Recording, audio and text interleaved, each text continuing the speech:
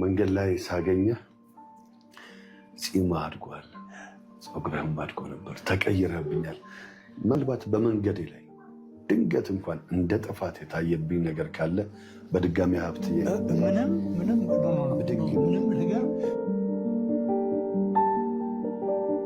ምንም ነገር የለም፣ ይቅርታ ጠይቃለሁ። እንግዲህ ሀብትዬም እኔ አመጣጤ ይቅርታም ለመጠየቅ አንድ፣ ሁለት ደግሞ ለአንተ ያለኝን ትልቅ አክብሮት ለመግለጽ ነው።